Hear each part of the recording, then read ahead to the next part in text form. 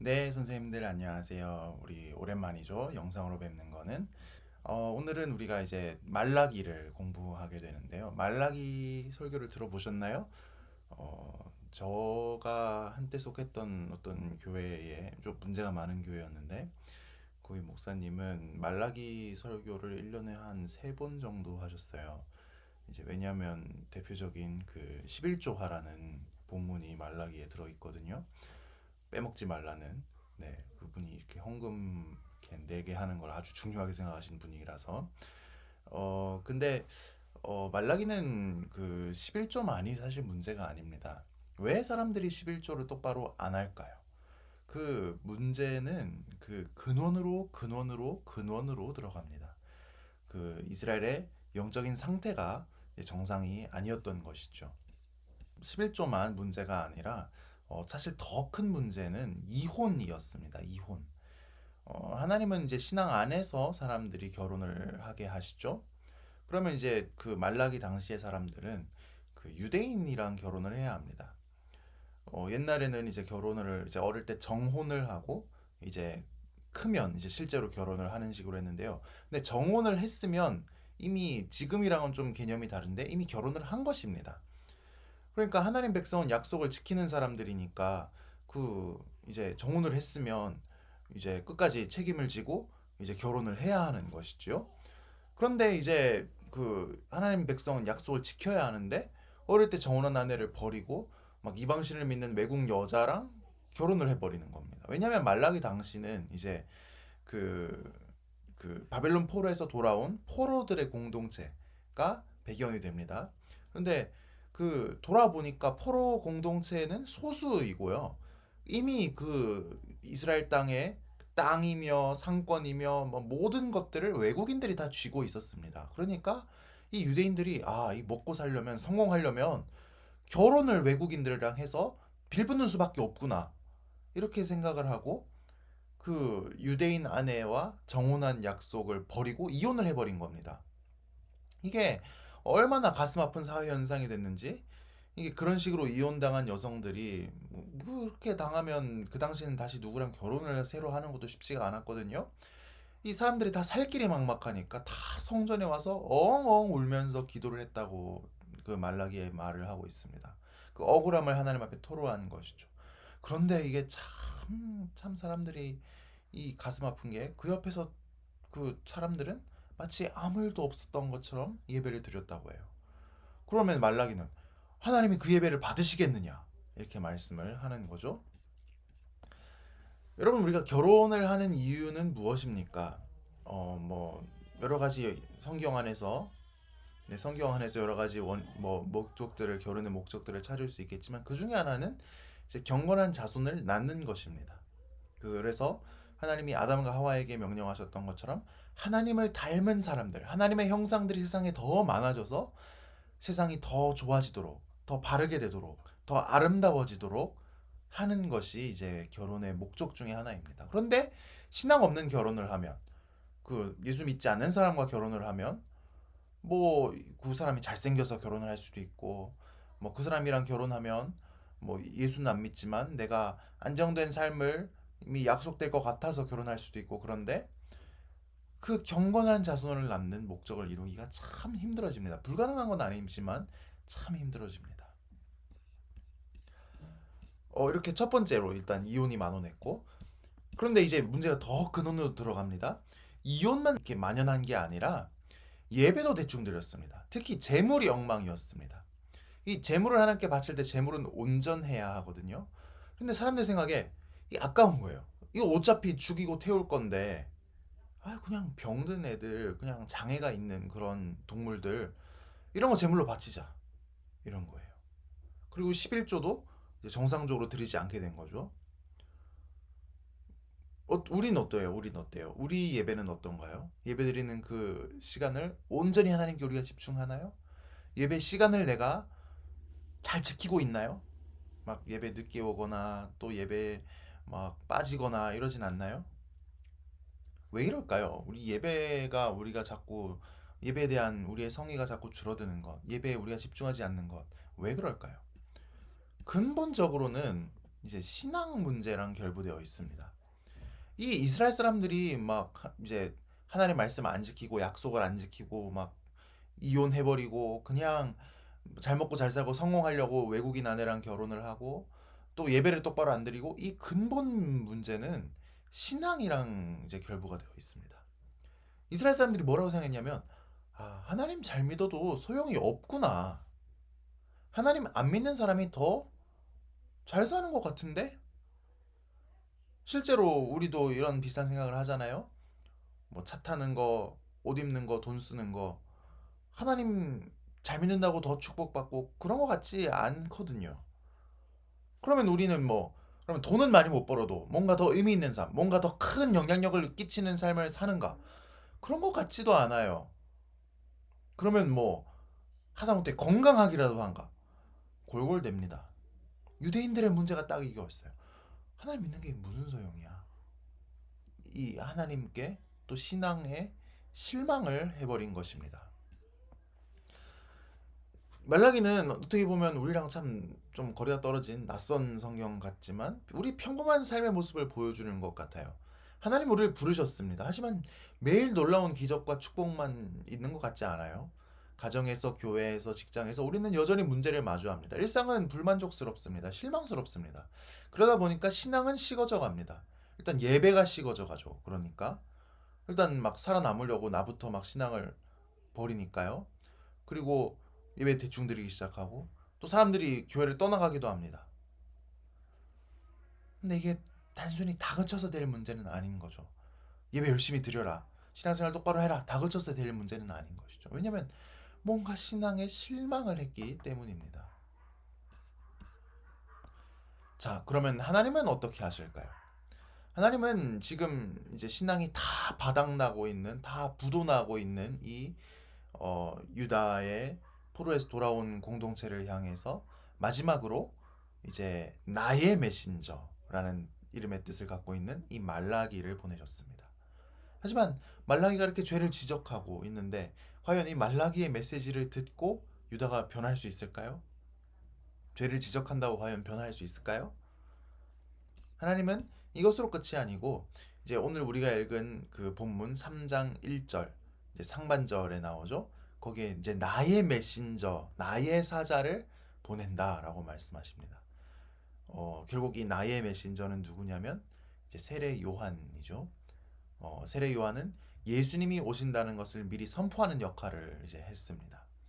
왕이 이제 어디를 가면 그냥 왕이 불쑥 나타나는 게 아니라 꼭 먼저 메신저들이 가서 이제 사람들을 준비시킵니다. 왕이 이제 온다. 그러니까 너희가 왕이 올 준비를 해라. 이렇게 메신저들이 준비를 시키거든요.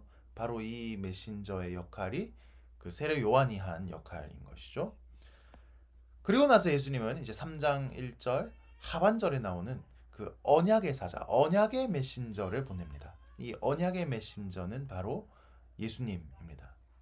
이 예수님은 어떤 일을 하실 것이냐면 하나님 백성을 완전히 새롭게 하실 것입니다. 죄를 용서하시고 죄를 비눗물로 씻듯이 다 씻어버리시고 또 금이 원래는 불순물이 많잖아요. 이거를 높은 열로 금을 녹여가지고 태워가지고 이 불순물을 다 태워버려야 됩니다. 그래서 깨끗한 금을 얻어내야 되는데 이렇게 금을 연단하듯이 하나님 백성을 언약의 메신저는 연단하실 것입니다. 깨끗하게 하실 것입니다. 사명을 새롭게 하실 것이고 예배와 헌신이 새로워지게 하실 것입니다. 그래서 이제 오늘 우리 공과는 결국 이 언약의 사자인 예수님과 동행하자라고 이 주제를 풀어갑니다. 왜냐하면 예수님을 보내주셨는데 예수님이 지금 당장 또 우리 옆에 안 계시거든요. 몸으로는 지금 천국 보좌 옆에 하나님 옆에 계시잖아요. 멀리 계신다고요. 그러면 예수님이 우리를 어떻게 새롭게 하시죠? 이런 문제가 있잖아요. 그럼에도 불구하고 예수님과 우리가 동행할 수 있는 방법이 있는데 그리고 예수님은 실제로 우리와 동행하고 계신데 성령을 우리에게 부어주셔서 예수님은 실제로 우리 안에 계십니다. 네. 천국에 계신 그 예수님이 성령을 통해서 실제로 우리 안에 계십니다. 네. 그래서 우리 안에서 우리를 변화시키시고 우리에게 말씀하시고 우리와 동행하십니다. 언약의 메신저로서 말이죠. 이게 오늘 이제 본문의 내용인데요. 우리 공과 함께 같이 보도록 할까요? 자, 우리 유년부 공과입니다. 왜 하나님은 언약의 사자를 보내시나요? 라고 되어 있네요. 바로 하나님 백성을 새롭게 하기 위해서이죠. 우리에게 변화를 주시기 위해서죠. 자, 여기부터 볼까요? 기억하기. 초성을 사용하여 이름을 적고 어떤 일을 했는지 선긋기로 연결해 보세요. 네. 일단 여기는 미음 리을 기억 말라기죠. 그리고 여기는 네, 우리 얼굴만 봐도 알 수 있어요. 예수님. 그리고 여기는 세례 요한입니다. 아이고. 세례 요한입니다. 네. 네. 말라기는 이제 나의 사자라는 이름의 뜻이 있죠. 그리고 예수님은 언약을 회복시킨 그리고 주의 길을 예비하는 준비하는 사자가 바로 세례 요한입니다. 네. 물론 순서는 말라기, 세례 요한, 예수님 순서로 이제 오게 되는 것이죠. 그러니까 말라기는 참 재미있는 성경입니다. 자기 자신이 하나님의 메신저이면서 자신보다 훨씬 더 위대한 하나님의 메신저가 오실 것이다 라고 이야기하고 있기 때문입니다. 이거 단어풀이가 중요합니다. 사자는 명령이나 부탁을 받고 심부름을 하는 사람이에요. 하나님이 지시하셔서 보냄을 받은 사람이에요 라고 돼 있네요. 실제로 이제 말라기라고 하면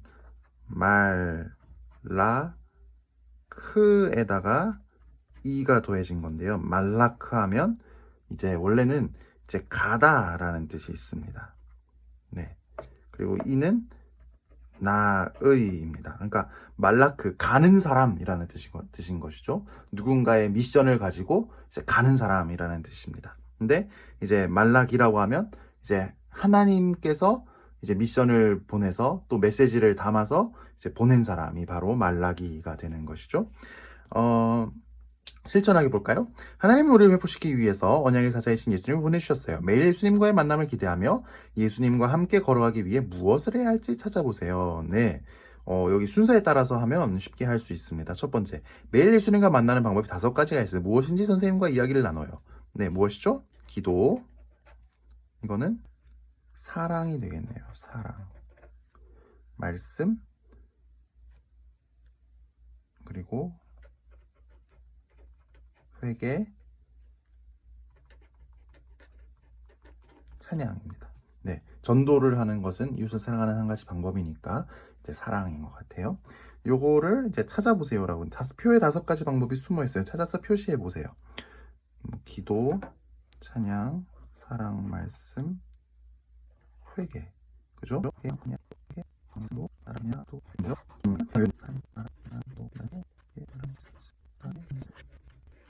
동행이 되죠.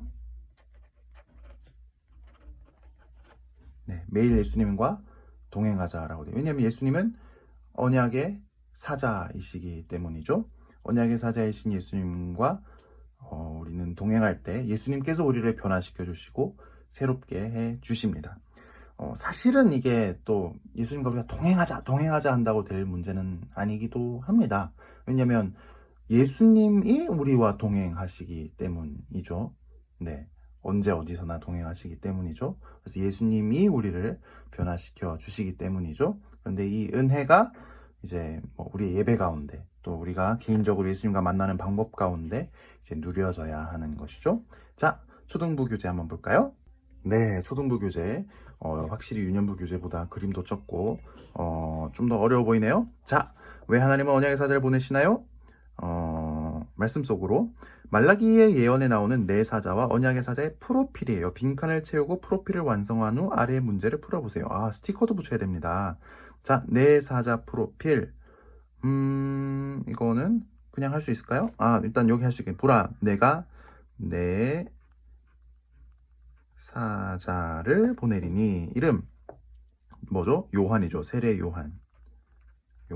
설교를 잘 들은 친구는 풀 수 있습니다. 주의 길을 준비하라. 그의 오실 길을 곧게 하라. 누가복음 3장 4절. 필요하면 찾아서 네, 이거 선생님이 그냥 다 불러주지 마세요. 꼭 찾아서 이제 하면 좋겠어요. 자, 언약의 사자 프로필. 곧 너희가 사모하는 언약의 사자.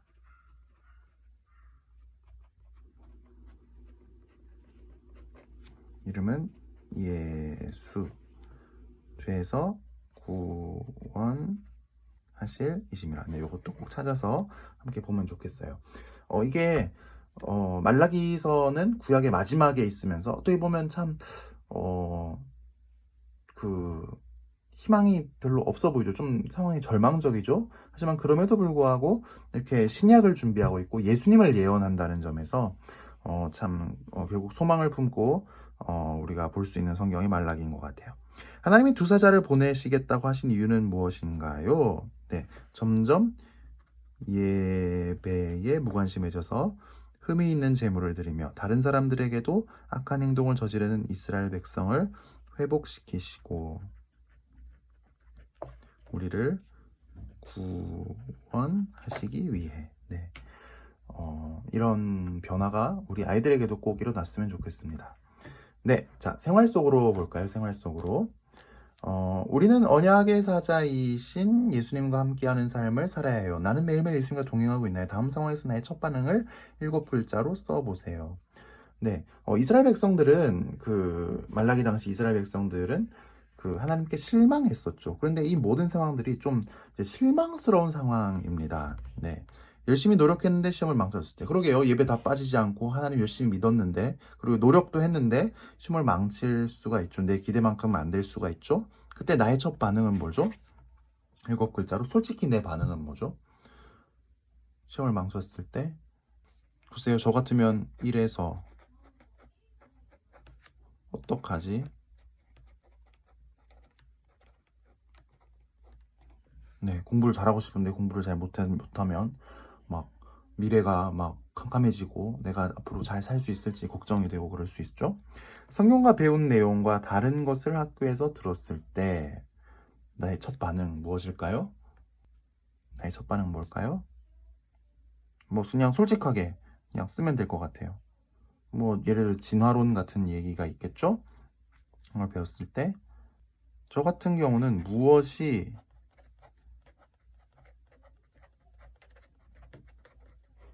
진짜일까라고 할 것 같아요. 저는 진화론 같은 거 이제 전 중학교 때 배웠는데 배웠을 때 그게 교회에서 배운 걸 가지고 충분히 대응할 수 있을 만큼 성경을 제가 알지를 못했어요. 그렇게 배우질 못한 것 같아요. 네. 친구들이 다른 친구들을 괴롭히는 것을 보았을 때 글쎄요. 분노하는 마음이 들기도 하지만 나랑 무슨 관임? 이렇게 할 수 있을 것 같아요. 나랑 무슨 상관임? 그냥 귀찮기도 하고 뭐 나도 괴롭힘을 같이 당할까봐 그냥 약간 눈을 감을 수도 있는 것 같아요. 부모님이 나에게 계속 잔소리를 하실 때 이런 거죠. 너무 짜증 난다. 글쎄요. 이렇게 할 수 있지 않을까요?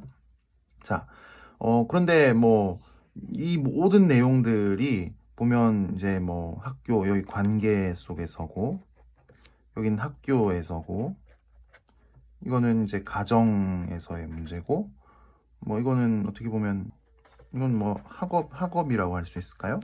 근데 예수님과 동행하는 나는 어디서 어떻게 변화되고 싶은지 실행계획서를 만들어 보세요 라고 했는데 이런 장소들에서 내가 예수님과 동행할 때 어떻게 변화될 수 있을까? 어떻게 변화되기를 원하는지를 한번 이제 얘기할 수 있을 것 같아요. 일단 이 중에 하나를 선택할 수 있겠죠? 가정 해볼까요? 가정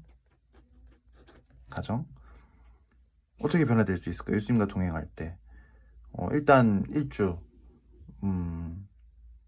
엄마 아빠가 잔소리를 해도 일단 부모님을 공경하는 것이 이제 일단 기본적으로 우리가 갖춰야 될 자세니까 일단 맞받아치지 않는다. 대꾸하지 않는다.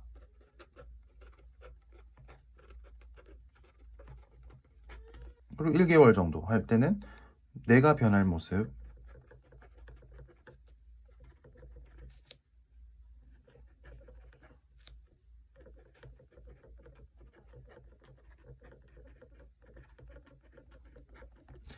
실제로 내가 잘못하고 있는 게 있을 수 있잖아요. 또 부모님 말씀이 맞는 게 있잖아요. 내가 인정하고 싶지 않지만 그럼 내가 변해야 되는 것들 한 달 동안 내가 변화될 수 있도록 한번 이렇게 기도하면서 구할 수 있겠죠. 그리고 3개월째 어떻게 하면 좋을까요?